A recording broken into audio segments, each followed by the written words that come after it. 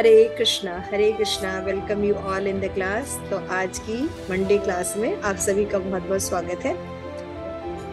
नमो ओम विष्णु पादाय कृष्ण प्रेष्ठाय भूतले श्रीमते भक्ति वेदांत स्वामिनिति नामिने नमस्ते सारस्वती देवी गौरवाणी प्रचारिणे निर्विशेष शून्यवादी पाश्चात्य देशतारिणे। प्रेम से कहो जय श्री कृष्ण चैतन्य प्रभु नित्यानंद श्री अद्वैत केदार शिवसादि गौर भक्त वृंदा।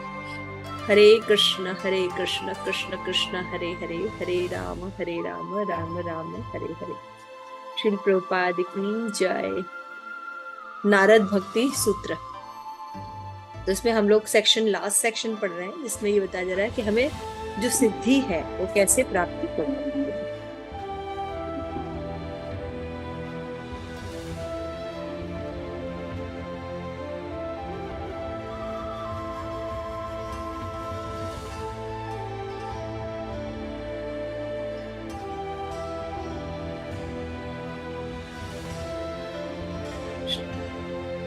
तो हम देख रहे थे कि सिद्धि की प्राप्ति चल रहा था, तो उसमें हमने देखा था कि हम सिद्धि की प्राप्ति कब कर सकते हैं, जब व्यक्ति वाद विवाद में प्रजल्प में ना लगे, तो वो व्यक्ति क्या करता है, अपना टाइम जो है वो भगवत भक्ति में लगा सकता है।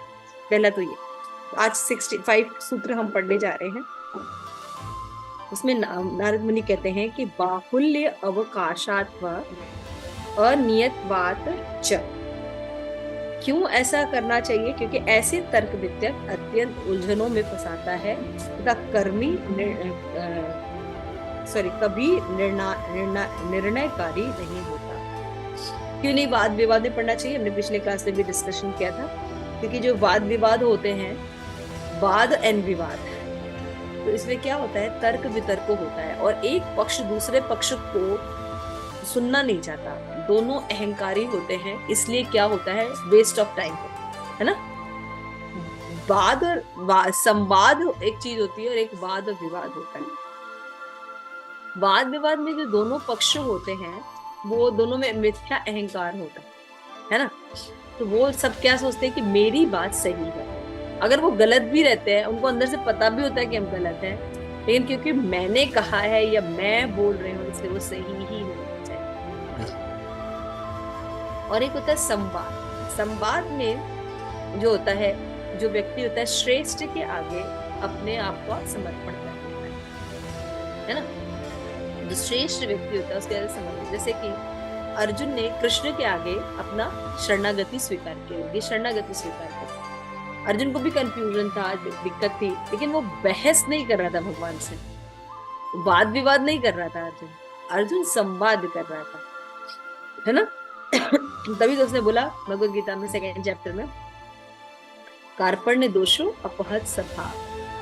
मैं इतने तर्क तो दे रहा हूँ कृष्ण, लेकिन मुझे लगता नहीं कि मेरे ये तर्क जो है वो थोड़ा कोई बहुत विवेकपूर्ण है, मुझे खुद से ऐसा लग रहा है। तो मैं क्या करता हूँ, मुझे ये नहीं पता कि what is Shreyas for me, क्या मेरे लिए अच्छा है, what is good for me, I don't know. तो फिर भगवान को रिक्वेस्ट करता है, प्लीज मैं आपकी शरण ग्रहण करता हूं, मुझे सही राह बताइए। तो संवाद में क्या होता है, एक जो श्रेष्ठ व्यक्ति होता है उसके प्रति शरणागति होती है, क्योंकि जो वो व्यक्ति होता है वो परंपरा से होता है और उसको पूरा नॉलेज होता है किसी भी सिचुएशन का। लेकिन जो वाद विवाद करते हैं वो जनरली कनिष्ठ अधिकारी होते हैं। क्यों कनिष्ठ अधिकारी होते हैं? उनको गुहितम ज्ञान नहीं होता, ज्ञान की गहराइयां नहीं पता रहती, इसलिए वो लड़ते झगड़ते। जैसे कनिष्ठ अधिकारी जो भक्त होते हैं वो किसी भी व्यक्ति से बात करते हैं, कोई भी विषय बताते हैं, सबसे पहले क्या होता है, नहीं, Krishna is the supreme personality of God है। भगवान कृष्ण जो है वो परम पुरुषोत्तम भगवान है, देवी देवताओं की उपासना नहीं करनी चाहिए, है ना। अब वो इसी बात पे बहस करने लगे। क्या? कब? जब किसी की मेंटल क्वालिफिकेशन इतनी नहीं है कि वो इन सब सिद्धांतों को समझ सके, हायर फिलॉसफी को नहीं जानता वो व्यक्ति। थोड़ा अगर कहीं से सीखा है तो वो है कि देवी देवताओं की भक्ति करना, है ना। तो हायर फिलॉसफी को वो नहीं जानता, थोड़ी बहुत भक्ति करना ही वो सीख रहा है, और उस व्यक्ति को आप ये कन्वे करने की कोशिश कर रहे हैं कि Krishna is the supreme personality of God है ना। या हमें पत्रम पुष्पम शाकाहारी खाना चाहिए, मांसाहारी नहीं खाना चाहिए। इस बात पे उसका झगड़ा होने लगता है ना। या वैष्णो तिलक के ऊपर झगड़ा होने लगता है ना। या ऐसी कई बातें होती है जिन पर जो व्यक्ति होते हैं, बात फिलॉसफी वो गलत नहीं बोल रहा है, कनिष्क अधिकारी फिलॉसफी गलत नहीं बोल रहा है, लेकिन उसको ज्ञान की गंभीरता नहीं, समझ रहे हैं, ज्ञान की गंभीरता। जैसे छोटे बच्चों से जब डॉक्टर डील करता है तो बच्चों से क्या पूछता है, अच्छा मुझे इंजेक्शन लगाना है बच्चे को, अच्छा तुम्हारा नाम क्या है, ये है, अच्छा अच्छा इस क्लास में पढ़ते हो, हाँ हाँ हाँ, अच्छा तुम्हारा फेवरेट शो क्या है, जानते, अच्छा डोरेमोन तुम्हें पसंद है, अच्छा तो उसकी क्या क्वालिटी है। उसे बात करते करते करते कब इंजेक्शन लगा देता है उसको पता ही नहीं चलता। तो ये परिपक्व डॉक्टर करता है ना। लेकिन जिसको ज्यादा परिपक्व डॉक्टर नहीं, क्या करेगा, हाँ हाँ तो ये देखो तो इंजेक्शन लगाना है, इसके बाद तुम बेहोश हो जाओगे, तो इसके बाद ये हो जाएगा, ऐसा बोलेगा तो जो व्यक्ति को लगाना भी होगा वो व्यक्ति डर जाएगा, है ना। जैसे हम कोई कार्य करते हैं, मान लीजिए कोई कोर्स कर रहे हैं, कुछ कर, नहीं नहीं मुझसे नहीं हो पाएगा, ये नहीं हो पाएगा, वो कहता है अरे नहीं नहीं हो जाएगा, बहुत आसान है, धीरे धीरे करके करोगे, हाफ हाफ में ऐसे करके ऐसे कर लोगे, हो जाएगा। तो क्या होता है, वो व्यक्ति जो है उस डिफिकल्ट टास्क को भी कर लेता है ना। तो इस तरह से जो बात होती है वो होते संवाद में आते हैं, क्योंकि उसमें एक व्यक्ति जो है दूसरे के लिए सरेंडर करता है और उसको ज्ञान होता है परंपरा से, इसलिए। लेकिन दूसरी तरफ जो होते हैं वाद विवाद होते हैं, इसमें केवल ये होता है कि मेरी बात सही,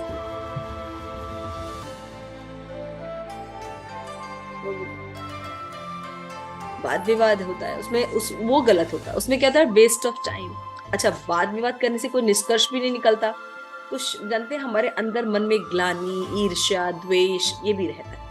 तो यहाँ पे बता रहे हैं यही उलझनों में फंसा रहता है ना। जिसका क्या होता है कि वो व्यक्ति उलझन में भी फंस जाता है। जैसे कभी कभी आप बहुत ही व्यर्थ का गुस्सा कीजिए तो देखिए आपको अंदर से अच्छा नहीं लगेगा, है ना।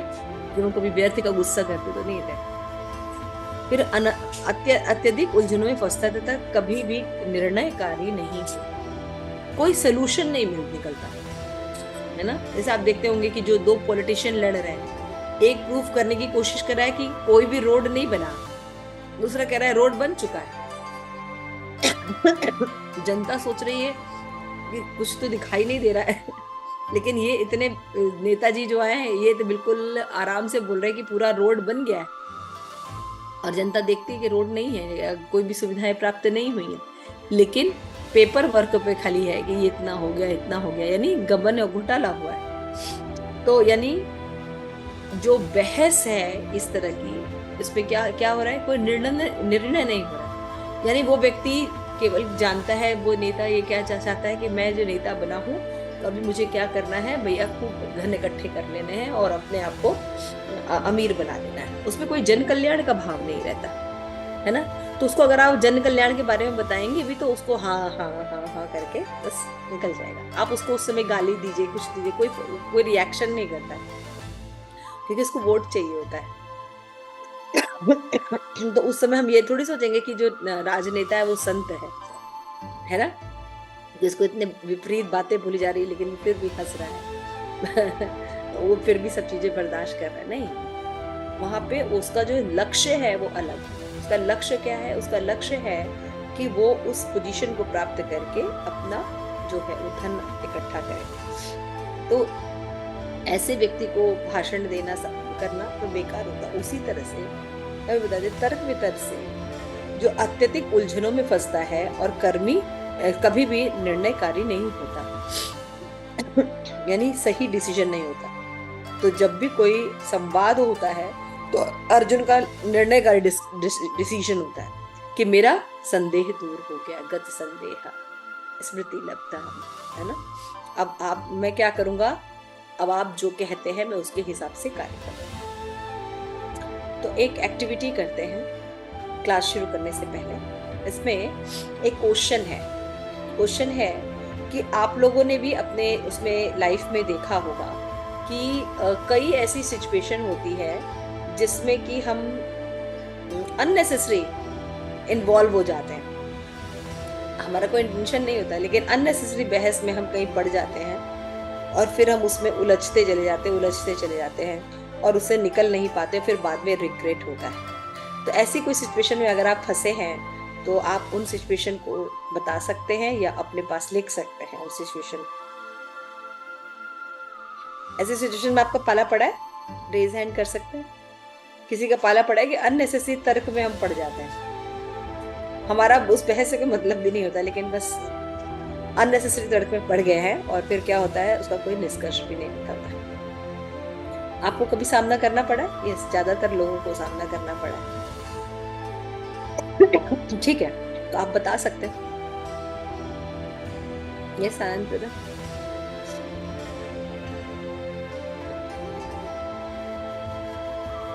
आनंद प्रदा माता जी बोलिए।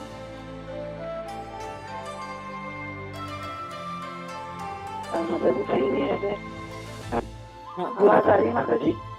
आवाज आ रही है, लेकिन आवाज क्लियर नहीं है। हेडफोन निकाल दीजिए, हेडफोन निकाल दीजिए। नहीं, आवाज क्लियर नहीं है।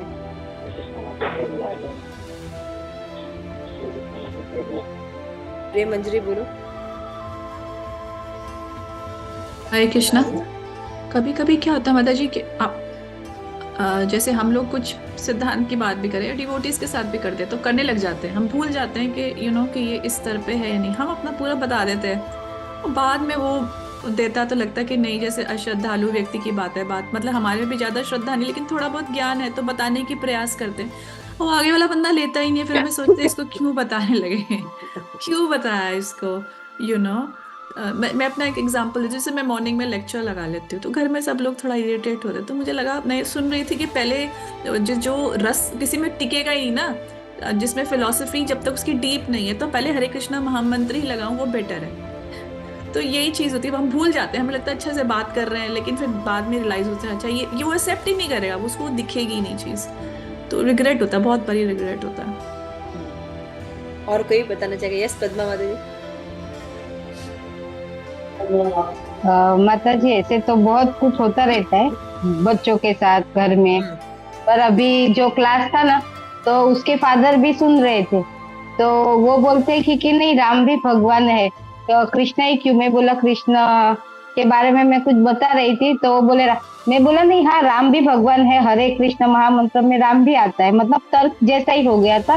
तो मैंने कहा कि हरे कृष्ण महामंत्र की व्याख्या में राम को भी राम राघव कहते हैं, मतलब वो भी कृष्ण की तुलना में गिने जाते हैं। तो कि नहीं, किसने कहा? मैं बोला जो अमोघ लीला प्रभु है, जपाटो बोलते हैं ना 2-3 मिनट का, उसमें है, और वो प्रभु जी थे ना, वो अमोघ लीला प्रभु को बहुत मानते थे, तो फिर वो चुप हो गए, नहीं तो तर्क बहुत ज्यादा हो जाता है ऐसा। मतलब हम किसी को कुछ समझाना चाहते हैं पर वो समझता नहीं, उल्टा तर्क कर देते हैं और हम भी तर्क में पड़ जाते हैं। कभी कभी ऐसा भी होता है कि हम भी उसके साथ ये करने लेते हैं। जैसे कि मैं भी खाना बनाने जाती हूँ तो वो शिव जी को मानते हैं और मैं और उसमें और मुझ में बहस हो जाती है, मैं कृष्ण को लेकर और शिव जी को लेकर। फिर मैं उसको बोलती हूँ कि शिव जी भी तो राम की माला जपते हैं, तो कि किसने कहा? मैं बोला दिखाओ, मैं इधर भगवत गीता में दिखाती हूँ, शास्त्र में दिखाती हूँ, रामेश्वर में शिव जी कहते हैं मेरे इष्ट राम है, ऐसा। तो मतलब ऐसे तर्क वितर्क हो जाते हैं। फिर कभी कभी होता है इनसे कुछ कहना ही नहीं चाहिए, कभी कभी ऐसा हो जाता है कि इन लोग से बहस ही नहीं करनी चाहिए। जैसे आज एक था, तो उसके वो था ना गमला, उसमें बहुत सारे गुलाब हुए। मैंने कहा कि ये कृष्ण को बहुत पसंद है, आप चढ़ा दो ना। तो कि नहीं ये गमले में रहेंगे ना तो ज्यादा दिन तक उसकी उम्र रहती है गुलाब की, मतलब वो 20-25 दिन रहेगी। मैं बोला ठीक है, आप 15 दिन रख लो, आपका शौक पूरा कर लो, बाद में आपको लगे कि अभी 2 दिन में वो मुरझा जाएगी, तब तो भगवान को चढ़ा दो। तो उसने कैसा तर्क किया कि अगर आप बढ़ रहे हो और मैं आपको काट दूं तो आपको कैसा लगेगा? ऐसे मतलब कैसे भी तर्क कर लेते। हम किसी को जोड़ना चाहते हैं कि वो भगवान से जुड़े, कि भगवान को फूल ऑफर करे, चलो भगवान वो बाने तो प्रसन्न हो जाएंगे। हमें भी किसी ने जोड़ा, मतलब कैसे स्वीकृति बनती है हम ये कोशिश करते हैं कि वो सुकृति बने, तो एक स्टेप बाय स्टेप वो भगवान को जानने लगे। पर तो वो ऐसे तर्क करते हैं, एकादशी का भगवान ने नहीं कहा भूखा रहो। कभी अपने को ऑफर करेंगे तो बोले कि नहीं नहीं आज मेरा एकादशी। तो क्या भगवान नहीं बोलते कि एकादशी करो? भूखे रहते तो उल्टा भगवान गुस्सा करते। मतलब वो लोग के तर्क ऐसे हो जाते हैं कि उनको समझाना मुश्किल है, तो फिर होता है कि चुप ही हो जाए ऐसा। Very nice, thank you. और कोई बोलना चाहेगा? हाँ, यस कृष्णा माता जी, माता जी बाहर की बात छोड़ो, कभी कभी घर में भी ऐसा हो जाता है कि जो या इतने भक्ति में वो नहीं होते, उनको भक्ति से जुड़े होते हैं, लेकिन कभी कभी कहा जाता है उनको कि हमें 16 माला सुबह ही करना चाहिए। गुरु महाराज जी बोलते हाँ ठीक है सुबह में करना चाहिए, लेकिन मेरी हालत ठीक नहीं है, मेरी सेहत ठीक नहीं है, उसके बदले वो इधर उधर घूमेगा या कुछ करेगा। इसमें भी तर्क वितर्क हो जाता है ना। भक्तों में भी आपस में तर्क होता है। और फिर जो घर के ही होते हैं तो उनको बोलो कि नहीं हमें कृष्ण के थोड़ा से कृष्ण का ज़्यादा वो करना चाहिए बेटा, तो बोलते हैं कि कल तक तो तुम माता का इतना व्रत रखते थे, पुराना व्रत रखते थे, आज तुम क्या कृष्ण कृष्ण पीछे लगी हो, है ना। तो घर में भी अनेक अनेक प्रकार के ऐसे हो जाता है। तो बिल्कुल उसमें भी थोड़ा समझाना पड़ता है, क्योंकि घर से ही पहले हम नहीं निपट पाते, हाथ तो छोड़। तो नारद मुनि यही समझा रहे हैं कि जो भक्त होते हैं वो अपना टाइम जो है वो तर्क वितर्क में नहीं वेस्ट करते। क्यों नहीं वेस्ट करते? और श्रद्धालुओं को भगवान नाम का प्रचार करना नवा अपराध है। तो इसमें ये मतलब नहीं होता है कि वो उनसे बात नहीं करना चाहते, वो नहीं करते, लेकिन वो और नाम अपराध ना करे इसके लिए वो नहीं बोलते हैं। क्योंकि अगर मान लीजिए हम अश्रद्धा है जिनके अंदर, या उनका इतना कॉन्शियसनेस नहीं डेवलप है, हमको अगर कुछ भी बताएंगे तो उनको पहले तो समझ में नहीं आएगी। इसलिए पहले कोशिश ये करनी चाहिए कि एटलीस्ट वो हमको एक अथॉरिटी के रूप में स्वीकार करे, या जिसको वो अथॉरिटी के रूप में स्वीकार करते हैं उनके थ्रू ये कार्य करना चाहिए। तो इससे क्या होता है कि ज्यादा अच्छा होता है और वो व्यक्ति सीखता है। तो नारद मुनि बता रहे कि ऐसे तर्क वितर्क जो होते हैं उसमें कोई निर्णयकारी रिजल्ट नहीं निकलते हैं ना। जैसे अर्जुन को मैंने बताया कि अर्जुन ने जब संवाद किया भगवान से, उसके पास उलझन थी, है ना। तो भगवान ने जब उसको बताया तो उसने कहा कि अब मैं ऐसे कार्य करूंगा कृष्णा जो आप कहेंगे, क्योंकि मुझे ऐसा लगता है कि आप जो कह रहे हैं वो ज्यादा सही है, जो मैं डिसीजन ले रहा हूँ वो सही है। तो निर्णय निकाला उसने ना, और एक पॉजिटिव निर्णय निकाला कि भगवान के अनुसार चलेगा। तो जीव जो है, जो भक्त होते हैं, उनका समय जो है वो बहुत मूल्यवान होता है ना, क्योंकि भक्तों के पास बहुत से कार्य होते हैं। तो सबसे इम्पोर्टेंट चीज होती है कि मानसिक बल। तो मन जो है वैसे ही कलयुग में इतना अशांत रहता है। तो अननेसेसरी जो भक्त जो होते हैं इन सब चीजों में नहीं पड़ते, और जो है वो जो है तर्क नहीं देते, बल्कि उस व्यक्ति के ऊपर क्या करते हैं, कुछ ऐसा भला कर देते कि उसका भला हो जाए, है ना। जैसे आपने अजामिल की कथा पढ़ी, अजामिल का जो लास्ट पुत्र था उसका नाम नारायण क्यों रखा साधुओं ने? क्योंकि वो जानते थे कि वेश्या को क्या बताएं या ब्राह्मण को क्या बोले कि तुम्हारा क्या फॉल डाउन हो गया, है ना। क्योंकि उसके कर्म की गति है, इस समय उसकी अनर्थ सामने आए। वो इतना शुद्ध ब्राह्मण, कितना सुंदर ब्राह्मण थे अजामिल, है ना। तभी तो जब उन्होंने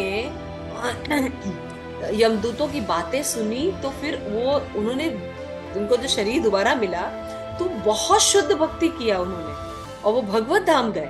इतनी शुद्ध भक्ति की 20 साल भगवान की। इसका मतलब आपको समझना चाहिए कि कितने शुद्ध भक्त रहे होंगे। लेकिन अनर्थ होते हैं, कुछ क्षण पाप के होते हैं जिनके आता है।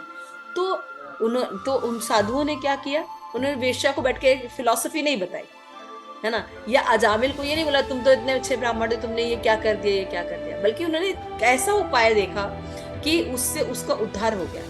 उसने कहा कि ठीक है, अगर करना ही है तो अपने पुत्र का नाम क्या रखो, नारायण रखो, है ना। उससे उद्धार हुआ ना उनका, समझ में आया। और उन्होंने उसको एक्सेप्ट भी कर लिया, है ना। वेश्या ने भी एक्सेप्ट कर लिया। अगर मान लीजिए उस वेश्या से हम डीलिंग करते, तुम ये क्या की, तुमने उसका पूरा खराब कर दिया, पूरा घर खराब कर दिया, उसके माता पिता के साथ ये कर दिया। मान लो वो उसको लेक्चर देते और उसके बाद बोलते कि तुम अपने पुत्र का नाम नारायण रखो, रखती?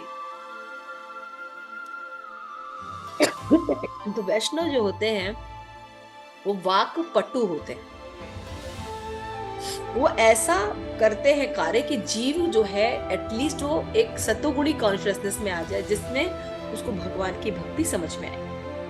अब जैसे हम लोग जब भक्ति शुरू किए थे, हम लोगों को भी शुरू में कोई बताता कि अरे आप तो पूरी दुनिया से पंगा लेने जा रहे हैं, आपको पता है? नहीं, हमें प्रभुपाद ने क्या कहा? भगवान को प्राप्त करना बहुत आसान है, केवल अपना आहार चेंज कर दो, 16 माला करना है। यही कहा गया था ना, हमसे तो यही कहा गया था। उन्होंने कहा ये तो इजी है, थोड़ा सा स्ट्रिक्टनेस तो होनी चाहिए, चलो आहार को कर लेंगे और भगवान की प्राप्ति हो जाएगी, तो चलो ये तो ज्यादा अच्छा है। तो आचार्यास भी, श्री प्रभुपाद अपने एक लेक्चर में कहते हैं कि आचार्य जो होते हैं या साधु संत भी होते हैं, वो भी ठग करते हैं, है ना, वो भी ठग करते हैं, लेकिन उस ठग में क्या होता है? जीव का भला है ना। लेकिन बाकी लोग जो ठग करते हैं या करते हैं उसमें जीव का भला। तो ये आगे उन्होंने एक्सप्लेन किया कि क्या होता है बाहुल्य, क्या है? अवकाशवाद, अनित्य तत्ववाद च। क्योंकि बाहुल्य होता है, अवसरों के कारण निर्णयकारी नहीं होता, इसलिए तर्क वितर्क जो है वो क्या होता है?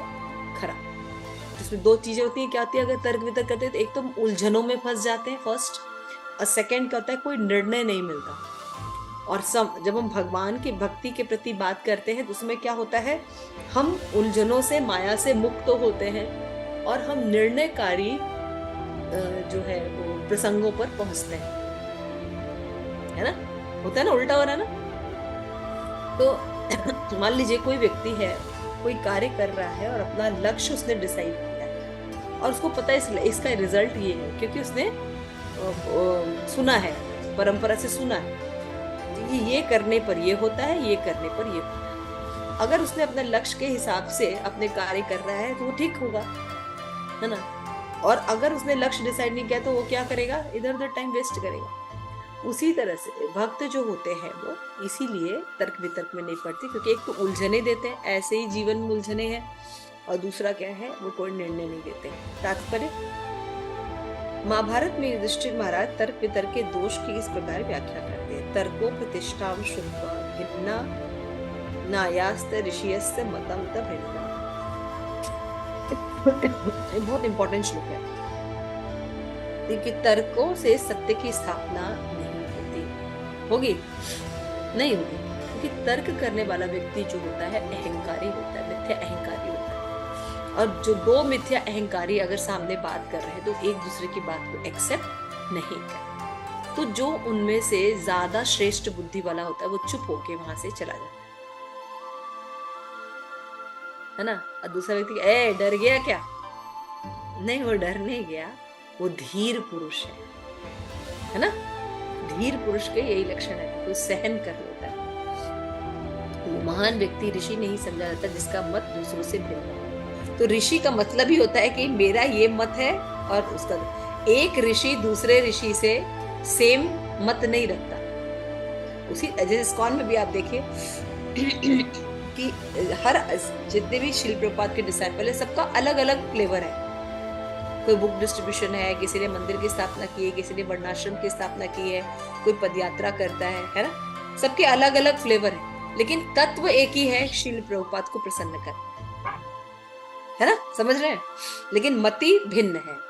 आप बुक डिस्ट्रीब्यूशन के लिए गोपाल कृष्ण महाराज से पूछिए, है ना, पदयात्रा के लिए लोकनाथ महाराज से पूछिए। ऐसे करके जब हम चीजों को देखते हैं तो उन लोगों को उसी में है। तो यानी ऋषि का मतलब ही होता है जिसकी मति एक जैसी नहीं होती। यानी क्या होगा? अगर आप कई लोगों को सुनते हैं तो मति भ्रम होने वाली है। इसीलिए फर्स्ट सबसे पहले क्या कहा जाता है कि आप सजातियों के साथ सुने। आप अपने गुरु को रोज सुने सबसे पहली। दूसरा, आपके गुरु को सपोर्ट करने वाले जितने लोग होते हैं उनको सुने। और फिर जैसे कभी कहीं लेक्चर देना है, कुछ तैयारी करनी है, तो थोड़ा बहुत दूसरे लोगों को कर सकते हैं कंसिडर। अदरवाइज हमें बहुत, जब हम एक्सपर्ट हो जाए तभी हमें इधर उधर देखना चाहिए। अदरवाइज जरूरत नहीं है। सजातीय में रहिए तो क्या होता है, हमारी बुद्धि सही रहती है। तो यहाँ पे बताया जा रहा है कि अगर ऋषि है तो मत भिन्न रहेंगे और विभिन्न वेदों के अध्ययन मार्ग से व्यक्ति उस सही पद पर नहीं आ सकता जिसके द्वारा धार्मिक सिद्धांत का ज्ञान हो। यानी अगर बात हम तर्क वितर्क करेंगे। हाँ हाँ, श्लोक नंबर कौन सा है? श्लोका नंबर माता जी 75 ठीक है, 75 का हम पढ़ रहे हैं। ठीक। तो बता रहे हैं कि व्यक्ति उस सही पद पर नहीं आ सकता जिसके द्वारा धार्मिक सिद्धांतों का ज्ञान हो। कभी भी एक डिसीजन में नहीं आ सकता कि जैसे हम भगवान को समझ सके या कर सके। इसलिए ये जो वाद विवाद होते हैं ये खराब होते हैं। तो इसके बाद बोलते हैं कि यदि आपके दार्शनिक निर्णयों को तर्क पर आधारित करें तो एक बेहतर तर्कवान अंतर आपको हरा देगा। यह पाश्चात्य दार्शनिकों की विधि और भारत में अपने मुनि है। किसी मुनि को तब तक विख्यात नहीं मिलता है जब तक वो पिछले विचारक को पराजित नहीं कर देता। सीधी सी बात है, तर्क। किंतु जब तक एक अन्य मुनि आता है वर्तमान विजेताओं के तर्क को दोष निकालकर उसको नवीन दर्शन के रूप में बदलता है। तर्क वितर्क के अध्ययन से इस निर्णय में पहुंचते कि कोई अंतिम सत्य नहीं है। ये संशय मनोधर्मी चिंतन का फल है। बहुत अच्छी बात है। तो ये जो वाद विवाद करने वाले लोग रहते हैं, इनको किसी भी लक्ष्य या मनुष्य के जीवन के लक्ष्य के बारे में ठीक से नॉलेज ही नहीं है ना। जैसे आप देखते होंगे आजकल का जो तथाकथित आसुरिक नॉलेज है ना, लोग डॉक्टर बन रहे हैं, इंजीनियर बन रहे हैं ना, साइंटिस्ट बन रहे हैं और भी बहुत सी पदवी जो है वो धारण करते हैं। लेकिन अगर आप उनकी लाइफ देखिए तो क्या करते हैं, कोई नैतिकता नहीं है ना, कोई भी नैतिक गुण नहीं है और न ही वो किसी मनुष्य जीवन का लक्ष्य को प्राप्त करे, है ना। बल्कि पाप को इतना सहज बना दिया है कि आराम से लोग बैठ के एसी में बैठ के पाप करते हैं, है ना। आपने देखा है जैसे रेस्टोरेंट्स वगैरह में, जैसे हम एक विवाह में गए थे, शादी में, तो इतने बड़े बड़े 5 स्टार होटल्स हैं, वहीं पर मीट है, आराम से परोसा जाता है, एसी में बैठ के लोग बिल्कुल फोक के साथ अच्छे कुर्सी पर बैठ के खाते हैं, है ना। और एग है ये, उसको भूनते हैं, करते हैं, मतलब कितना उसको रस लेके कार्य करते हैं, है ना। उनको पता भी नहीं कि ये पाप है, और पता है भी तो इस तरह से जीवन जीते हैं कि उसको वो इतना ऐसे बिल्कुल इजी हो गया आज, है ना। किसी को मार देना, ये कर देना, उसको बैठ के उसका मांस खाना, और उसको लगता ही नहीं है कि वो कुछ गलत कर रहा है। क्यों? अज्ञानता के कारण। और उनसे अगर आप बोलिए तो फिर वो बहस करते हैं। और आसुरिक विद्या में सबसे बड़े डॉक्टर्स बोलते हैं, क्या बोलते हैं, ये नहीं करेंगे तो प्रोटीन नहीं मिलेगा, ये नहीं मिलेगा, वो नहीं मिलेगा। तो इस तरह से जो तर्क वितर्क करने वाले लोग हैं वो आसुरिक प्रवृत्ति के होते हैं। इसीलिए अगर आप हमारे भी सिद्धांतों को देखिए, द्वैतवाद, अद्वैतवाद, विशिष्ट अद्वैतवाद, है ना, ये सब वाद है, यानी डिस्कशन होगा इस पर। कोई कहे मानेगा, कोई नहीं मानेगा, कोई मानेगा नहीं मानेगा, फिर देखेंगे आप धीरे धीरे करके इसको आगे बढ़ाएंगे। लेकिन अचिंत भेदाभेद तत्व, ये वाद नहीं है, ये वाद का विषय नहीं है, इस पर कोई तर्क वितर्क नहीं। भगवान का क्या संबंध है, भगवान तत्वतः कैसे है, अचिंत भेदाभेद तत्व। जीव और भगवान में अंतर है भी और अंतर नहीं भी है, ये ऐसा है, इस पर तर्क नहीं है, ये ऐसा ही है। गुणात्मक एकता है और मात्रात्मक भिन्नता है। समझ में आ गया? ये तर्क का विषय नहीं है, ये ऐसा है। जैसे कि बोला जाता है कि अगर कोई अंधा व्यक्ति है और वो कहता है कि सूरज नहीं होता, ऐसा नहीं, सूरज है, सत्य है। तो ये सब मनोधर्मी जो लोग हैं वो बातें करते हैं और इसका कोई निष्कर्ष नहीं होता और अनेक प्रकार के उलझनों में पड़े रहते हैं। इसलिए आप देखिए हमारे समाज में भी आप देखिए बहुत अच्छे पढ़े लिखे लोग होते हैं, माताएं होती हैं, बहुत से प्रभु जी लोग होते हैं, कितना सुंदर जीवन होता है, पैसा होता है, घर अच्छा होता है, मकान होता है, पढ़े लिखे होते हैं, सब कुछ अच्छा है, बहुत सोबर होते हैं, सुंदर भी होते हैं, लेकिन जीवन शैली पाप से परिपूर्ण होती है। जिसको ज्ञानी कहेंगे? नहीं। ऐसे बहुत से लोग होते हैं जो भगवान तक भी पहुंचते हैं, है ना, अपने आप को बहुत ज्यादा सोचते हैं कि वो भगवान के भक्त हैं, ये है वो है, लेकिन भक्ति से कोसों दूर होते हैं, है ना। हाथ में से राम राम राम नाम करेंगे, धरती को करेंगे, है ना, ऐसे टीका लगाएंगे, ऐसे बहुत सी चीजें करते हैं, है ना, मछलियों को चारा डालेंगे, ऐसे बहुत सी चीजें करते हैं। लेकिन क्या ये भक्ति है? ये भक्तों के आसपास भी चीजें नहीं, है ना। जैसे हम लोग विश्वनाथ जी दर्शन कर रहे हैं, ठीक है ना। मैं सोच रही थी, मेरे जहाँ मैं रहती हूँ मम्मी का घर वहीं पे बगल में इस्कॉन है, 5-10 मिनट की दूरी पर। अब जिस दिन हम आए उसके अगले दिन एकादशी थी। मेरे लिए कितना आसान है कि मैं जाती मंगला आरती में और दर्शन कर लेती, कितना सुंदर दर्शन था, और दर्शन करके वापस आती।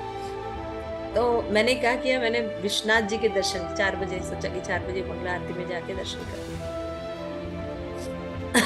1-2 घंटे हमने खड़े रहे लाइन में, दर्शन हुआ, जो भी अपना अभिषेक वगैरह किया, ये किया, वापस आए और भी दर्शन किए। करने के बाद मैं ये सोच रही थी, इसमें जीव के कल्याण की बात कहाँ हुई? दर्शन को ही इतना महान बना दिया गया, उसके बाद मान लो लोग अभिषेक करके आ गए, लेकिन अगर ज्ञान नहीं है फिर अपने अपने कार्यों में उसी तरह लग जाते हैं, है ना, उसी तरह खान पान, उसी तरह। उनके जीवन में बदलाव कहाँ आया? लेकिन प्रभुपाद के मंदिर में दर्शन बिल्कुल आराम से होता है, पर्दा खुला है, खूब 3-4 घंटे का 10 घंटे दर्शन करो, है ना, सही बोल रहे हैं ना। श्रील प्रभुपाद के मंदिर में दर्शन is not the very important thing, आराम से दर्शन होता है, उस फिलॉसफी के बारे में बताया जाता है। यस प्रेमेंद्र, मैं से रुका नहीं जा रहा। माता जी कोई संत थे, मैं वहां गई, वो पहले उन्होंने बैग में से मोबाइल निकलवाया, मोबाइल ऑफ करवाया कि आप बाहर नहीं जा सकते, आप ये नहीं कर सकते। मैंने कहा संत को सुनने जा रहे, मेरे को इतना लगा कि घबराहट हो रही ऐसी जगह पे। मैं सोचूं कि हमारा यहाँ ऐसा नहीं होता कि आप आइए ना, आप बैठिए ना, वो ऐसा कह रहे आप सो नहीं सकते, आप सो रहे हैं, कोई नहाया नहीं, कोई धोया नहीं, गंदे मंदे से सब लोग। तो आप इस्कॉन में जाने के बाद you can't go to these places. न आप कभी बर्दाश्त नहीं कर पाते हैं। इस्कॉन में आने के बाद आपके वही हम आपको अपने कुछ अनुभव इसी के हिसाब से बता रहे थे, क्योंकि निर्णयकारी नहीं होते और उलझनों से भरे होते हैं। इसमें क्या होता है, बाह्य चीजों पर कंसंट्रेशन ज्यादा होता है, वास्तविक भक्ति के बारे में पता भी नहीं होता और वो चीज पकड़ में भी है। सोचिए मैंने एकादशी के दिन पूरा किया, मेरा बस ये भाव था कि मैं भगवान को थैंक्स कहना चाहती थी फॉर गिविंग मी कृष्ण भक्ति, है ना, क्योंकि उन्होंने मुझे कृष्ण भक्ति दी थी। मैं जब भी दर्शन करने जाती थी मैं बोलती थी आपके पास जो है वो मुझे दीजिए, मुझे मांगने नहीं आता। तो उन्होंने अपनी सबसे अच्छी चीज मुझे दी, वो कृष्ण प्रेम श्रील प्रभुपाद दिए मुझे। मैं उनको थैंक्स बोलने गई थी 6 साल बाद। मैंने कहा कि thank you so much for nourishing me, for giving me that particular तत्व ज्ञान जिसकी मुझे तलाश थी। मैं हमेशा फ्रस्ट्रेट रहती थी इन सब चीजों में, जगहों में मैं कुछ ढूंढ रही थी जो मुझे पता नहीं था क्या है। वो था जीव, ये मेरी अथतो ब्रह्म जिज्ञासा थी। ऐसे कितने लोग हैं जिनके अंदर ये पिपासा होती है, तो इन पिपासाओं को श्रील प्रभुपाद की बुक डिस्ट्रीब्यूशन करके आप लोगों को करना चाहिए। अभी गीता मैराथन है, आप लोग बांटिए, बहुत से लोग घूम रहे हैं। अब लोगों को देखिए कितने व्यर्थ के कार्यों में लगे हुए हैं, पूरा जीवन निकाल दे रहे हैं, मनुष्य जीवन व्यर्थ करते रहे। मैं सोच रही थी कि फिर हम लोग वापस आए, मैं वही कह रही थी कि हम लोग को कितना अच्छा, मैं जाती अपना मंगला आरती दर्शन करती, चैंटिंग करती, 7 बजे अपनी क्लास सुनती, 8 बजे सुन के वापस आ जाती, है ना। फिर भी मैंने कहा कोई बात नहीं, मुझे थैंक्स भी बोलना था शिव जी को, तो अभिषेक करके ही वापस आई। लेकिन मैं वही सोच रही थी कि मैं क्यों उस समय ब्लैंक फील करती थी, क्योंकि इतना सब कुछ करके भी हम वाय में हैं। जीव का उद्धार कहाँ हुआ? जीव भगवान का अंश है, कृष्ण का दास है, ये तो बात ही नहीं हुई अभी। आप समझ रहे हैं? यानी कुछ भी आप भक्ति करते हैं उसमें कृष्ण के हमारा क्या रिलेशन है ये क्लियर ही नहीं होता। और श्रील प्रभुपाद फर्स्ट लाइन में भगवत गीता के फर्स्ट एपिसोड पे भागवतम के फर्स्ट श्लोका में यही क्लियर किया जाता है कि कृष्णस्तु भगवान स्वयं, we are the part and parcel of Krishna. Identity ही क्लियर की जाती है। You understood the point? First point clear किया जाता है, you are not this body, you are a soul and a part and parcel of Krishna. Vyasadeva का भी तो है, व्यासदेव ने वेद लिखा, उपनिषद लिखा, पुराण लिखे, लेकिन he was unsatisfied जब तक श्रीमद् भागवतम नहीं लिखा। तो जब तक हम डायरेक्ट कृष्ण की प्रत्यक्ष भक्ति नहीं करेंगे तो हम लोग अपने ब्रह्मचारियों को देखते हैं और बाकी लोगों के भी कुछ भी ऐसे सन्यासी ऐसे घूमते रहते हैं, कोई मायावादी होते हैं, कोई छायावादी होते हैं, कितने हल्के। मैं सबको देख रही थी क्योंकि पहले मुझे यही सब कितना कितना अच्छा लगता था, कितना अट्रैक्टिव लगता था। ये लोग कितने हल्के लग रहे हैं, क्यों? शिल प्रभुपाद के कारण, शिल प्रभुपाद के कारण। और उस समय यकीन मानिए हमें अपने मंदिर के वो वैष्णव भी ब्रह्मचारी अच्छे लगते हैं जो ठीक से इस नियमों का पालन नहीं करते, वो भी बहुत बेटर लग रहे थे उन लोगों की तुलना में। तब मुझे एक ही श्लोक आ रहा था, बहुना नाम जन्मनादन्ते ज्ञानवान माम प्रपद्यते वासुमेव वमिति स महात्मा सुदुर्लभा। और मुझे महाराज की वही बात याद आ रही थी कि 10,000 लोगों में से कोई एक वैष्णव बनता है। तो नाउ 10,000 लोगों में से मैं वैष्णव बनी हूँ। व्हाट आई एम डूइंग, कहाँ? तो आप समझ रहे हैं, आपने आप लोग अगर सच में भागवत पढ़ ली, भगवत गीता पढ़ रही, तो आप उनके उद्धार के लिए क्या कर रहे हैं? आप समझते हैं? इसलिए उनकी लीलाओं में उनकी जो लीलाएं होती हैं उनमें सामान्य बन के प्रेजेंट किया जाता है अपने आप। हम आप ही के जैसे हैं बिल्कुल, है ना? और जिसका जिसका अफेक्शन होता है उनको निकाल के ले आते हैं। जिनका एक्सपेक्शन होता है उनको एटलीस्ट चैंटिंग कराने लगता है, एटलीस्ट उनको भगवत गीता के क्लासेस देने लगते हैं, अब एटलीस्ट उनको करने लगते हैं। लेकिन वो करने में बहुत मेहनत लगती है, बहुत बहुत बहुत नीचे जाना पड़ता है। लेकिन भक्त ऐसा करते हैं क्यों? क्योंकि भगवान इससे प्रसन्न होते हैं, गुरु प्रसन्न होते हैं, है ना? तो भक्त ऐसे कार्यों में लगते हैं कि भगवान बिक जाते हैं। आप समझते हैं? श्रील प्रभुपाद के कार्यों के प्रति भगवान बिक गए। उनका मूवमेंट कितना सुंदर, प्रभुपाद के रहे ना रहे शारीरिक रूप से, लेकिन श्रील प्रभुपाद आज भी प्रीच कर रहे हैं अपने बुक्स के थ्रू, है ना? श्रील प्रभुपाद ही प्रीच कर रहे हैं।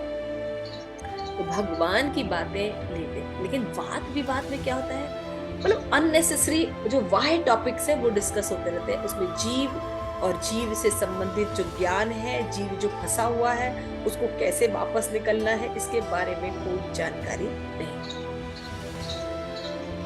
जब आप बिजनेस कर रहे हैं और उसमें आप अपना प्रॉफिट देख ही नहीं रहे, तो ऐसा थोड़ी बिजनेस होता है ना? तो आपको अपना प्रॉफिट देखना है कि मनुष्य जीवन किस लिए मिला है, केवल आत्म साक्षात्कार के लिए।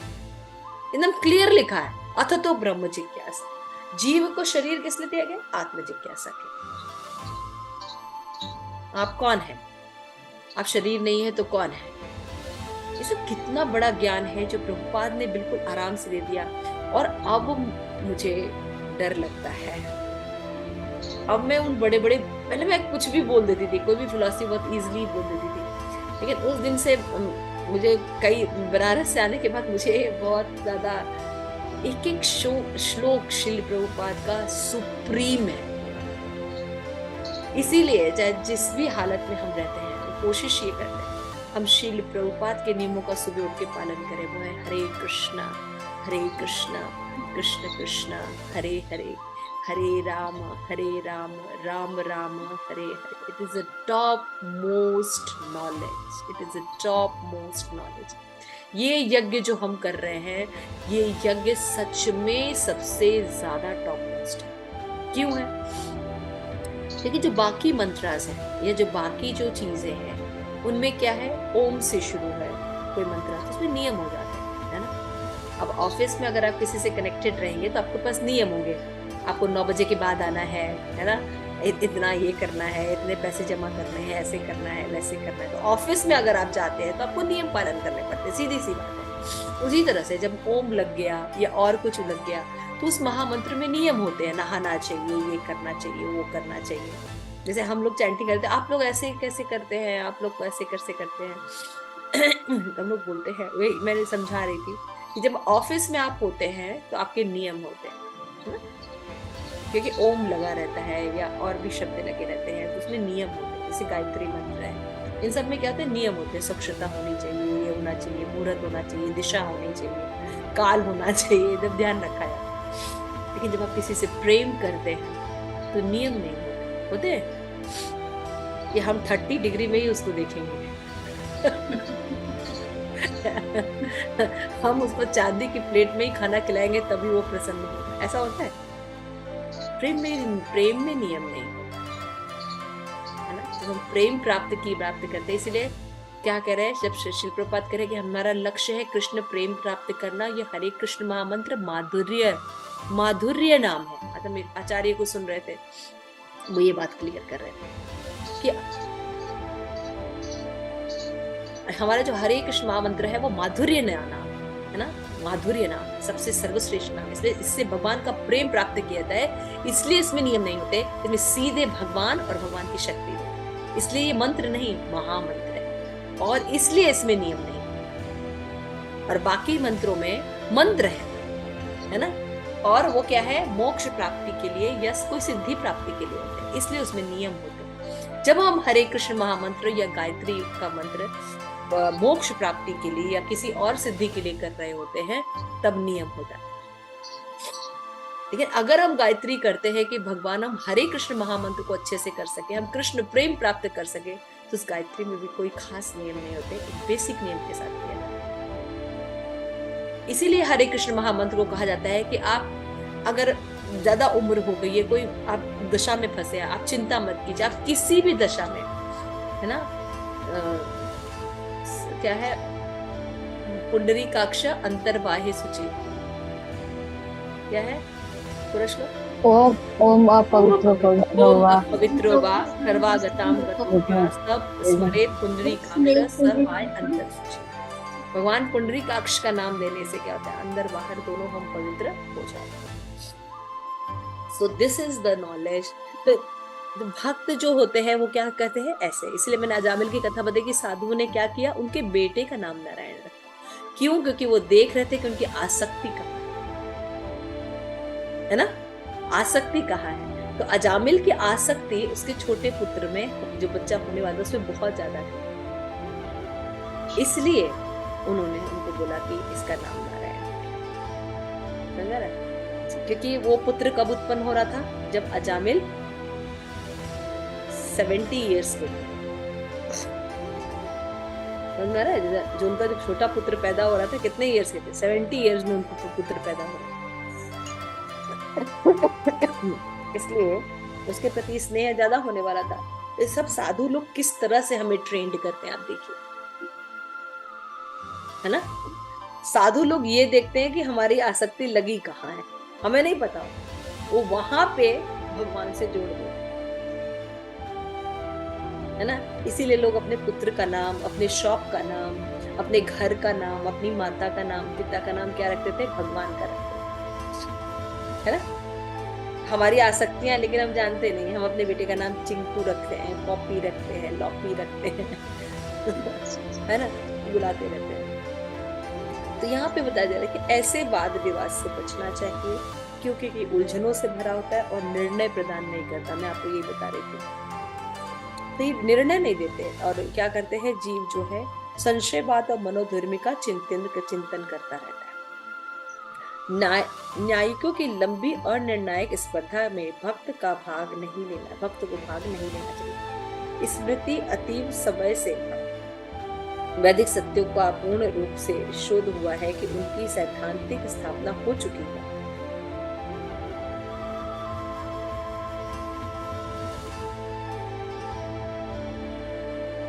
वैदिक संस्कृति के भाग्य का मार्गदर्शन करने वाले आचार्य जैसे मध्वाचार्य, रामानुजाचार्य, चैतन्य महाप्रभु ने वैदिक सिद्धांतों का आविष्कार नहीं किया, यद्यपि उन सब में स्थान, काल और पात्र के अनुसार उनका प्रकाश किया है।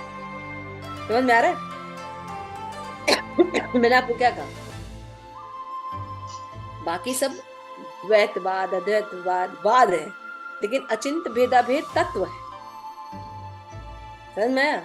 तो जैसे जैसे लोग हैं कि भाई उस समय लोग ज्यादा नहीं जान पाते, तो थोड़ा सा बताया, फिर थोड़ा सा बताया, फिर थोड़ा सा बताया, फिर उसके बाद पूर्ण नॉलेज दे दिया चैतन्य महाप्रभु ने। समझ में आ रहा है? तो ये वाद विवाद का विषय नहीं है, ऐसा ही है, भगवान ऐसे ही है, उसमें कोई वाद विवाद नहीं है। जीव ऐसा ही है, प्रकृति ऐसी ही है, काल ऐसा ही है और कर्म ऐसा ही है, बता दिया। सब चीज की नेचर बता दी, तो ये वाद का विषय नहीं है। युधिष्ठिर मारेगा कि धर्मस्थ तत्व निहितम गुह्यम महाजनो ये कथा सफलता, कि धर्म का तत्व विशुद्ध आत्मज्ञानी व्यक्ति के हृदय में छिपा होता है। परिणाम स्वरूप ऐसा शास्त्र सुनिश्चित करते हैं व्यक्ति को महाजनों द्वारा परिवर्तित विकासशील पद्धति को स्वीकार करना चाहिए। भगवान कैसे प्राप्त होंगे, किस काल में क्या चीज इंपॉर्टेंट है, मैंने आपको बताया, ऐसे एक एग्जाम्पल अजामिल कर दिया। कहां से उस व्यक्ति का उद्धार हो सकता है ये भक्त जानता है।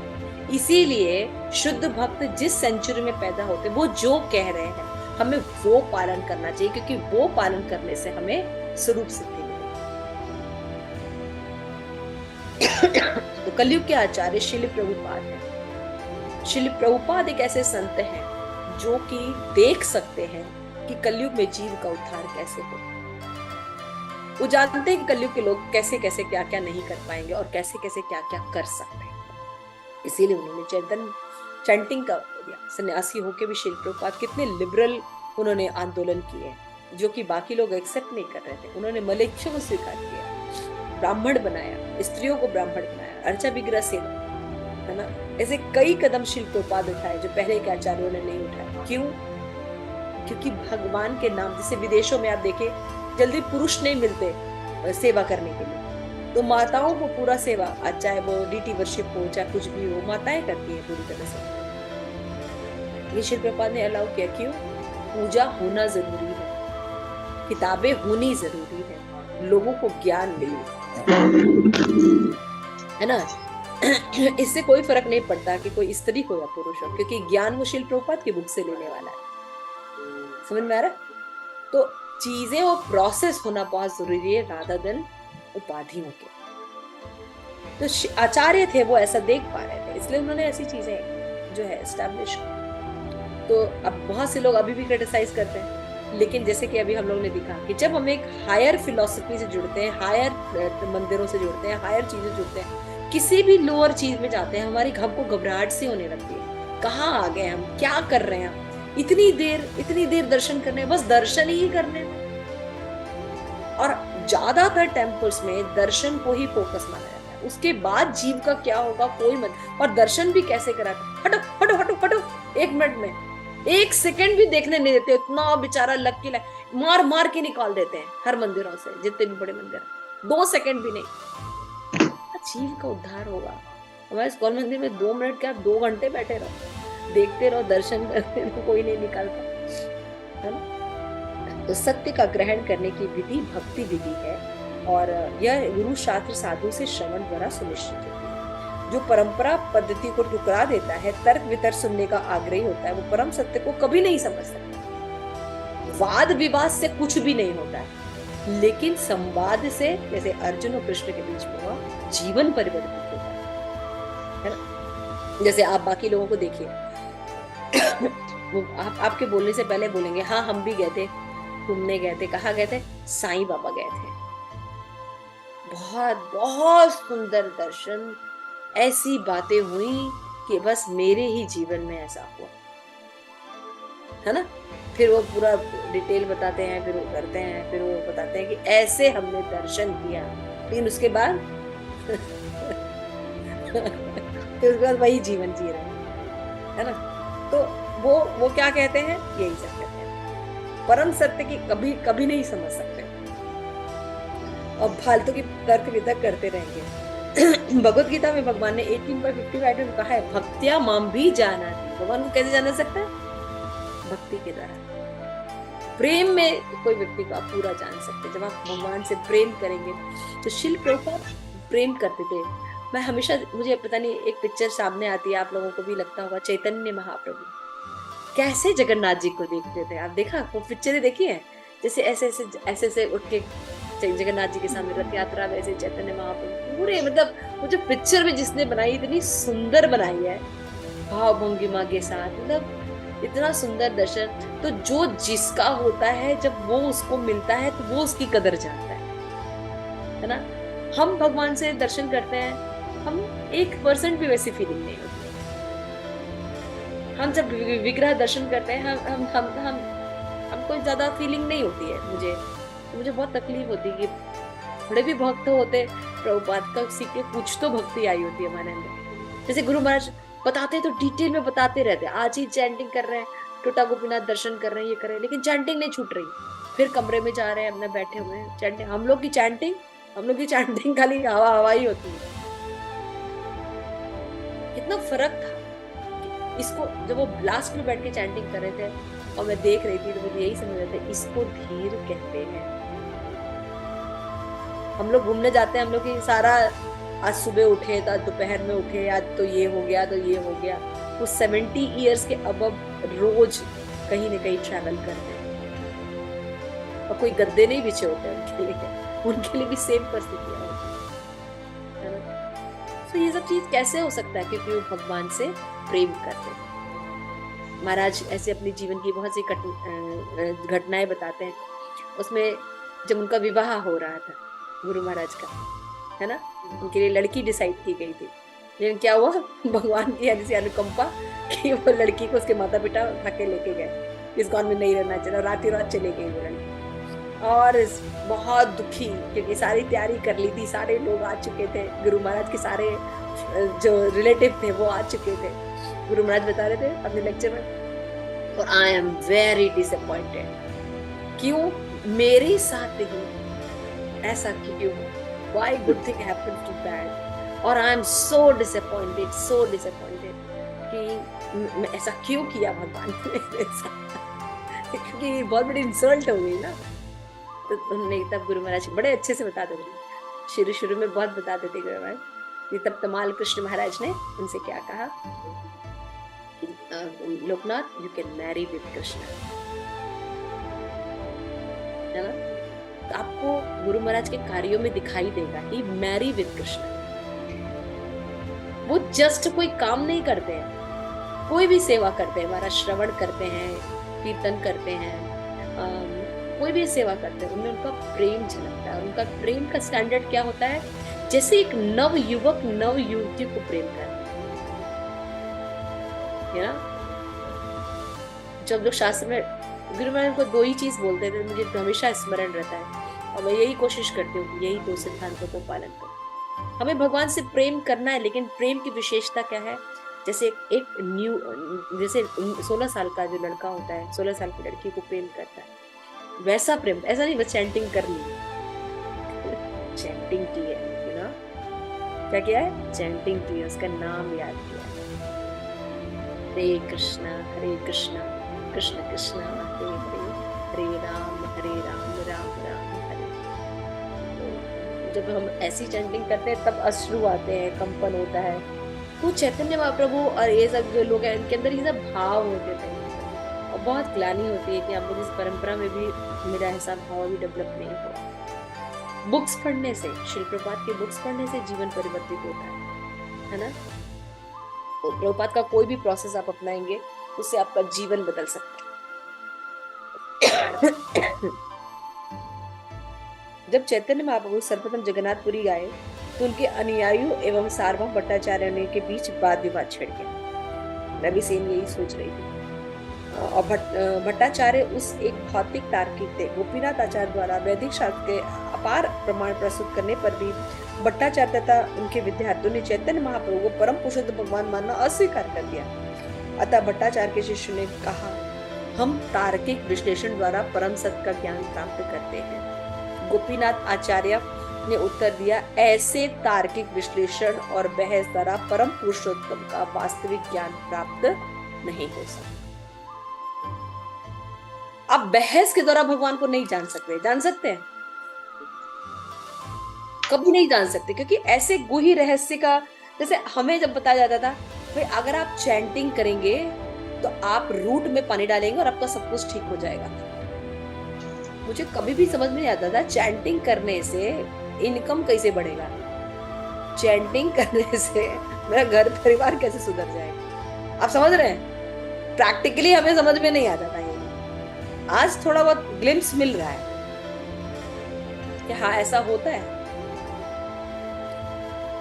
लेकिन अगर हम तर्क किए होते हैं, प्रभुपाद से प्रेम नहीं होता और उनके सिद्धांतों को हम पालन नहीं कर रहे होते, थोड़ा बहुत जो आभास हो रहा है वो भी नहीं होता हमारे जीवन। तो तार्किक विशेष से ज्यादा सत्य की स्थापना नहीं हो सकती, सजातीय होना चाहिए। जैसे अभी हम लोग एक ग्रुप में क्लास सुन रहे हैं, मान लीजिए हम कोई बात कह रहे हैं लेकिन किसी को ये बात पसंद ना आए, फिर वो तर्क करे, फिर दूसरा कहे नहीं ऐसा है, फिर मान लीजिए मुझे किसी से ईर्ष्या हो, हम उसकी सही बात को भी नहीं नहीं आप बोल तो रहे हैं लेकिन ऐसा नहीं है ऐसा है, तो किसी मत पर पहुंचेंगे? कुछ नहीं है, बल्कि एसोसिएशन भी खत्म हो जाता है। इसलिए ग्रुप में भी ये सब चीजें देखनी चाहिए कि हम जो है सजातीय रिश्ते हैं बना के रखें। ब्रह्मा जी ने भी भागवतम में कहा है, तापि तेन पदाम्बुज प्रसाद लेशानुग्रहात् एव हि जानाति तत्व भगवन महिमन्वो न अन्य एकोपि चिरम विचिन्वन। मेरे प्रभु आपके पादाम्बुजों की कृपा के लेश मात्र से भी अनुग्रहित होने वाला व्यक्ति अपने व्यक्तित्व की महिमा समझ सकता है, किंतु परम पुरुष भगवान को समझने हेतु सूक्ष्म चिंतन द्वारा जो लोग होते हैं, भले ही उनके तर्कों वेदों का अध्ययन करते हों, आपको जानने में असमर्थ है। ठीक है, प्रेम के द्वारा हम भगवान को जान सकते हैं, तर्क के द्वारा हम भगवान को नहीं जान सकते। मिथ्यावाद के अंतर्गत गप, अफवाह, प्रजल्प भी आ जाता है। नारद ने पहले कहा कि स्त्री, धन व नास्तिक की चर्चा करने वाले लोगों में भक्तों का श्रवण नहीं करना चाहिए। धार्मिक आंदोलन के सदस्य को कभी भी बातचीत से सावधान रहना चाहिए, नहीं तो अभक्तों के समान कर्कश और फालतू बात करने वाले समुदाय बन जाएंगे। आपको महत्वपूर्ण प्रसंगों पर दायित्व चर्चा तथा फालतू चर्चा में भेद करना चाहिए।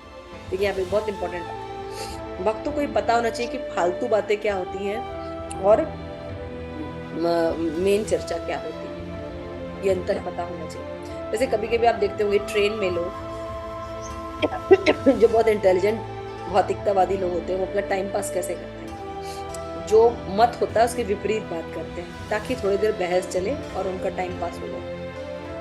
इसलिए जब कोई विपरीत बात बोलता है तो कहीं हाँ आप बिल्कुल सही कह रहे हैं, तो उनके पास जवाब ही नहीं होता है क्योंकि उनको बुक पढ़नी होती है ना, नहीं तो शुरू हो जाता है। हम लोग को तिलक लगाया हुआ देख के और वो करते देख के लोगों को पहले ही पता चल जाता है क्या है, तो फिर वो शुरू हो जाते हैं उल्टा सिद्धांत बोलने के लिए, है ना, कि नहीं जानते हैं शिव जी महान है, ये है। हाँ बिल्कुल ठीक कहा आपने, शिव जी बहुत महान है, वैष्णव नाम यथा शंभु। उसको इसकी अभिलाषा नहीं थी, उसको ये था कि अभी तो लंबी चर्चा चलेगी, थोड़ा हम मजे पानी लेंगे, रोटी सेकेंगे। तो फिर उसके बाद हम जब बुक पढ़ रहे थे, वो बेचारा चुपचाप वो जान रहा था कि वो बोर होने वाला है।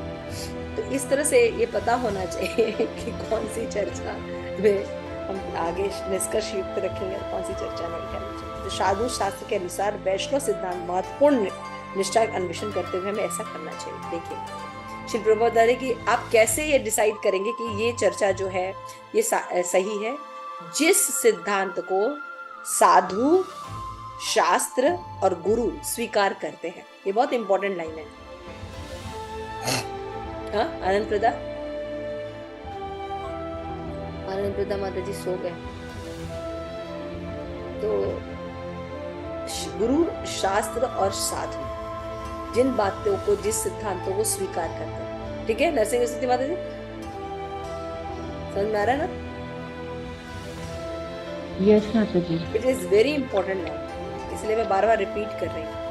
आपको कैसे पता चलेगा कि कौन सी बातों को, जिन सिद्धांतों को आपको साधुओं ने बोला है ना, गुरु ने बोला है और शास्त्र ने बोला है। तो शास्त्र तो गीता भागवत हो गया, ठीक है ना, गुरु आपके गुरु हो गए, और साधु कौन है?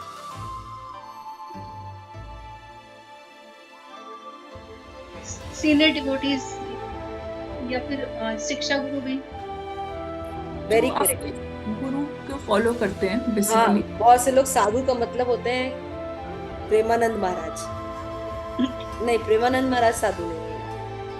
यहाँ पे साधु होते हैं शिल प्रभुपाद के और डिसाइपल्स, है ना। जैसे हम लोग लोकनाथ महाराज के हैं, तो हाँ हमारे लोकनाथ महाराज जैसे उन्होंने कहा कि हमारे जितने भी गुरु भाई बहन हैं वो सब आपके शिक्षक महाराज। हम लोग को बोलते हैं कि हमारे जितने भी गुरु भाई बहन हैं उनसे अगर आप शिक्षा लेते हैं तो वो आपके शिक्षा गुरु हैं, आप उनसे शिक्षा ग्रहण कर सकते हैं। तो वो साधु है ना, ये नहीं कि बाहर और भी जो गुरु हैं, अनिरुद्ध बाबा हैं, और भी बहुत से बाबा लोग हैं, भले ही वो भागवत विधि बोलते हैं, लेकिन वो साधु की बात नहीं की जा रही है। बहुत से लोगों को ये भ्रम होता है, इसलिए मैंने ये क्लियर किया। साधु, शास्त्र और गुरु किसी भी सिद्धांत को एक लाइन में रखते हैं, यानी वो सिद्धांत सही है, उस पर आप बहस कर सकते हैं, बात कर सकते हैं, और उस व्यक्ति के ज्ञान के अनुसार उसको स्थापित कर सकते हैं, है ना। तो फिर बोलते हैं दक्ष द्वारा वहां भगवान विष्णु को अर्पित हंस गुह्य नामक प्रार्थना में दक्ष ने वर्णित किया कि तार्किक विवाद की विधि वास्तव में भय उत्पन्न करती है ना, ऐसा हो। तो मैं उन परम पुरुष भगवान को सादर दंडवत प्रणाम करता हूँ, जो अत्यंत गुण संपन्न है तथा जिनकी विभिन्न विवादों के मध्य सहमति और असहमति होती है। अतएव भ्रामक व्यक्ति दोनों प्रतिद्वंदियों में आत्मज्ञान को बारंबार आवृत्त करते हैं। भक्ति एस्टैब्लिश नहीं होती उन वाद विवाद से। क्या होते हैं? आवृत यानी ढक देते हैं। ये तो वो क्या होते हैं? बस एक दूसरे से माता जी आप म्यूट हो गए। कोई भी भगवत भक्ति वाले कार्य को स्टैब्लिश नहीं किया जा सकता द्वंद्व के द्वारा, वाद विवाद के द्वारा, इसलिए उसका कोई महत्व नहीं। लेकिन अगर कोई बातचीत से भगवान के बारे में बोला जाता है तो यही चैतन्य चरितामृत में बताया गया है, सिद्धांत बोलिया जीव न कर आलस, इहाते कृष्ण लागे सुदृढ़ मानस। अगर कोई जिज्ञासु व्यक्ति है, उसको अगर कोई भ्रम है तो उसकी तर्क को स्टैब्लिश भी करना चाहिए, जिससे कि वो भगवत भक्ति कर सके। समझ में आ रहा है? इसका ये मतलब नहीं कि भक्तों को कोई तर्क वितर्क ही नहीं करना चाहिए। भाई तो भौतिक लोगों को समझाया कैसे जा सकता है, लेकिन अलग अलग तर्क वितर्कों को हमें करना चाहिए, जिससे कि वो व्यक्ति भक्ति में आ सके।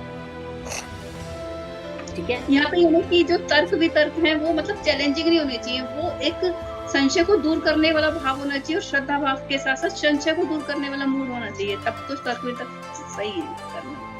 हाँ, जैसे नेचर भी होता है, जैसे कि मेरा नेचर रहता था, तो जैसे कि मैं भक्ति में भी आई थी, तो मुझे जब तर्क वितर्क कोई करता था, मुझे लगता था मुझे डोमिनेट करना चाहिए, मुझे पता होना चाहिए, मेरी बात ज्यादा अच्छी होनी चाहिए। ऐसा रहता था, बहुत सालों तक मुझे रहा।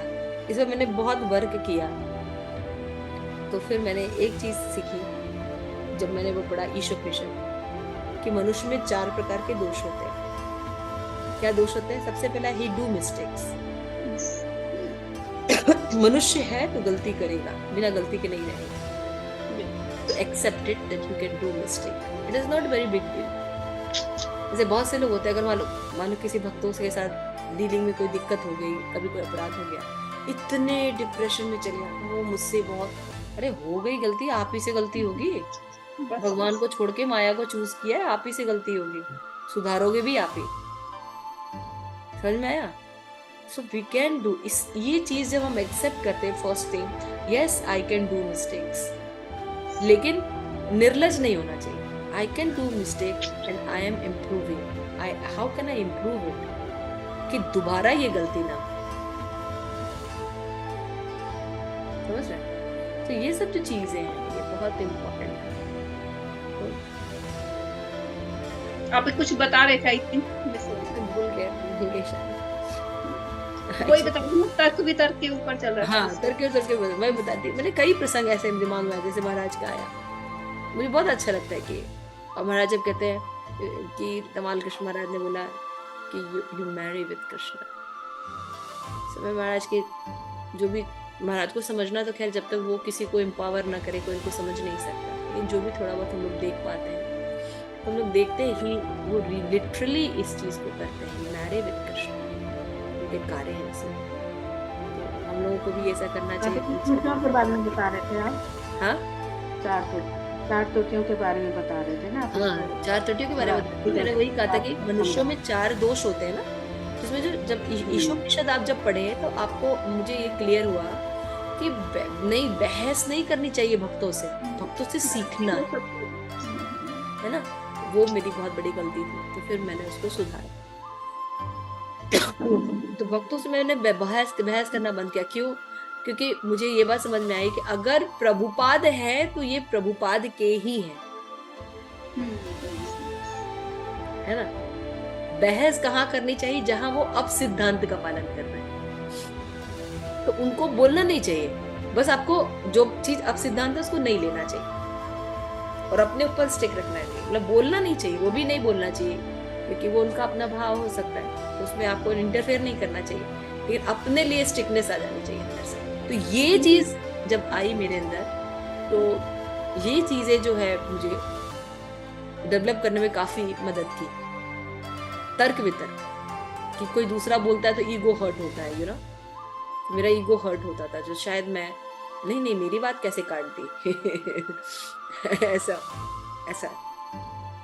तो इसलिए ऐसे ऐसे शास्त्र अध्ययन नहीं कर सकते और ऐसे भगवान को एस्टेब्लिश नहीं किया जा सकता। तो भक्त जो होते हैं, ये भगवान जो होते हैं, वो जो बातें कहते हैं उन सिद्धांतों को पहले एक्सेप्ट करना चाहिए, एक्सेप्ट करके पालन करना चाहिए। पालन करने के बाद हमें पता चलता है कि क्या चीज सही है, क्या नहीं।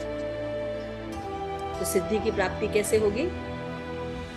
ये बहुत बड़ा मैटर है प्रजल, है ना, क्योंकि ये आपका सबसे ज्यादा टाइम कंजम्पशन करता है, सबसे ज्यादा टाइम। तो दो कंजम्पशन करता है, एक सूक्ष्म रूप से और एक शरीर रूप में। सूक्ष्म रूप में क्या करता है? उलझने क्रिएट करता है, आपको संशय कर देगा। हाँ, तो इसलिए जो संशय उत्पन्न हो जाता है, तो हम देखिए दृढ़ता पूर्वक भक्ति के जो संकल्प उनका पालन नहीं कर पाते, वाद विवाद के कारण, है ना। और दूसरा क्या है? कोई निष्कर्ष नहीं निकलेगा, है ना, कोई फ्रूटफुल रिजल्ट नहीं मिलेगा। तो उस काम करने से फायदा नहीं है, जिसका कोई रिजल्ट नहीं निकलता, कोई निर्णय नहीं निकलता। तो ये स्थूल रूप से आपको मिलेगा। तो मैंने एक चीज और भी देखी, जैसे कि हम प्रभुपाद को सुन रहे हैं, पढ़ रहे हैं, समझ रहे हैं, लेकिन अब जैसे कि इवन की कितने ही हायर क्यों ना हो, वृंदावन से भी कनेक्टेड क्यों ना हो, उसमें भी ना वो लैकिंग्स रहती हैं काफी ज्यादा। कहीं कहीं सिद्धांत ना काफी इधर उधर होते हैं उसमें भी। मतलब जैसे इवन की मैं एक एग्जांपल देती हूँ कि श्रीमद् भागवतम में ही हमारे यहाँ हुआ था, मतलब, और वो जैसे एक सर्टिफाइड ही वृंदावन का होता, मलुक पीठ के ही कोई थे, उन्होंने दी थी। तो उन्होंने से श्रीमद् भागवतम में एक श्लोक का एक्सप्लेनेशन किया था कि व्यास पीठ पे स्त्रियों को नहीं बैठना चाहिए। उन्होंने काफी इसको एक्सप्लेन करके बताया कि मतलब ऐसा है। लेकिन उसके बाद तो चैतन्य चरितामृत, तो चैतन्य चरितामृत में तो ये वाली बात है नहीं, उसमें तो कहा कि शूद्र केने हुए जय कृष्ण तत्व का से गुरु है। तो मतलब कि हमारे इस्कॉन में तो इस चीज को मतलब ज्यादा, हमारे इस्कॉन नहीं, भगवद गीता में भी भगवान ने कहा है, हाँ, स्त्री शूद्र सभी भगवान की भक्ति करने के लिए हाँ, भगवद गीता में भी है श्लोक, है भगवद गीता में श्लोक है, 7वें 8वें अध्याय में है, ये श्लोक है। उसमें पूरा स्त्री शूद्र और ये सबके लिए ही आया हुआ है। हाँ, क्लियरली है कि सबके लिए क्लियरली है, कहा नहीं। बिल्कुल। तो वो चीज है, तो मतलब यदि आपने हायर टेस्ट पढ़ा हुआ है तो ठीक है, अदरवाइज आप कंफ्यूज हो जाओगे। यदि मतलब आपने ठीक है कि चैतन्य चरितामृत पढ़ा, भक्ति पढ़ाया, तो यहाँ पे मदद जी जैसे वो जो बात बोल रहे हैं, यानी उनके अंदर कितना द्वेष है लिंग को लेके, हाँ, है ना, बिल्कुल। द्वेष भाव से भक्ति करना, तो फिर वो भक्ति नहीं कर रहे हैं, वो कुछ और ही कर रहे हैं। भक्ति जो होती है, भक्त ये देखता है जीव का कल्याण कैसे हो। शिल प्रभुपाद ने किस तरह से कल्याण, आप देखिए, आप शिल प्रभुपाद को आंख बंद करके बिलीव कीजिए, उनकी बातों को पालन कीजिए, आप कभी भी अपने आप को ठगा हुआ महसूस नहीं करेंगे। ये तो है। आप लोगों में से कोई भी मुझे बता दे कि अगर किसी ने शिल प्रभुपाद को पालन किया है और उसको कभी प्लेजर न मिला है, कोई ऐसा व्यक्ति? हमको कितना ठगा है प्रभुपाद ने, ये कर लो, ये कर लो, ये करके इतना करा दिया, ये करके इतना करा दिया, पूरी दुनिया से पंगे करा दिए, दुनिया के बाद देवताओं से पंगे करा दिए, देवताओं के बाद विष्णु के पंगे करा दी, उसके बाद सीधे गोलोकी धाम पहुंचा दिया, उसके बाद बोला इधर उधर नहीं देखना, फिर इधर भी नहीं करना, उधर भी नहीं करना है। तो आपको बताती हूँ, हम लोग जब वो वापस आ रहे थे तो दूसरे दिन एकादशी थी और हमारी ट्रेन थी वंदे भारत, बैठ के उसमें बैठने का ही अरेंजमेंट्स है ना। अब इस बार थी कि मेरा बेटा भी गया होता पार्थ। अब मैं ये सोच रही थी कि हम लोग को तो कोई दिक्कत नहीं होगी, लेकिन सब खाएंगे और ये नहीं खाएगा तो क्या, कैसे होगा। पूरी ट्रेन में कभी नाश्ता परोसा जा रहा है, कभी खाना परोसा जा रहा है, कभी कुछ परोसा जा रहा है। लड़का लेकिन खाया नहीं। कुछ बोला भी नहीं, ऐसे आंख बंद करके बैठा हुआ था, तो सो रहा था, ऐसे करता। मैं वही सोच रही थी कि अगर हम लोगों ने इतना किया था कि हमको कोई ऑस्टेरिटी लगी, मुझे तो कोई ऑस्टेरिटी नहीं लगी। दूसरे दिन आके फिर खाए घर में बना फिर खाया, क्या दिक्कत है, बल्कि अच्छा ही था कि फालतू खाने नहीं खाए। लेकिन बच्चों के लिए मैं थोड़ा सा लग रहा था कि पता नहीं क्या कहेगा, लेकिन कुछ भी नहीं बोला। तो ये सब चीजें हैं, कर सकते हैं। लोग कहते हैं क्या फायदा इतना करके। भाई फायदा नुकसान तो पता चलेगा। एकादशी का जो व्रत होता है उसका अलग बात होती है भगवान की। और वैष्णव कैसे करते हैं, वैष्णव कर्मकांडी एकादशी नहीं करते हैं, वैष्णव भगवान की प्रसन्नता के लिए करते, क्योंकि भगवान को प्रिय है इसलिए वो एकादशी रखते हैं। भगवान कहते हैं हमें एकादशी रखना, तो फालतू बात विवाद नहीं। क्यों? ये तो प्रेम की बात है उद्धव, है ना, ये प्रेम की बात है ना। इससे लाभ क्या होगा तो सोचा ही नहीं, गोपियों ने कभी सोचा ही नहीं कि लाभ क्या होगा, है ना। तो गोपियां कहती है अशुल्क दासिका, बिना सैलरी के दासियां हैं हम आपकी, है ना। इस तरह से चीज है। तो वाद विवाद नहीं करते, वो क्या करते हैं, जो भगवान कहते हैं वो करते हैं, ऐसा सिंपल। ठीक है, इसका श्लोक बहुत अच्छा था। बहुत कुछ बोला जा सकता है इस पर, बहुत कुछ मनन किया जा सकता है आज के श्लोका पर। तो आप लोग देखिए इसमें जब नारद मुनि ये फर्स्ट सबसे पहले सिद्धि में एक ही चीज ला रहे हैं, वो क्या है, जो प्रजल्प है उसको नहीं करना चाहिए, क्योंकि प्रजल सूक्ष्म स्थूल दोनों रूप से हमें बाधित करता है ना, उलझने क्रिएट कर देगा और आपको कोई निर्णयकारी डिसीजंस भी नहीं मिलेंगे। तो उस कार्य को नहीं करना चाहिए। ठीक है, श्री प्रभुपाद की जय, आप सभी गौर भक्त की जय, निताई गौर प्रेमानंदे, हरि हरि।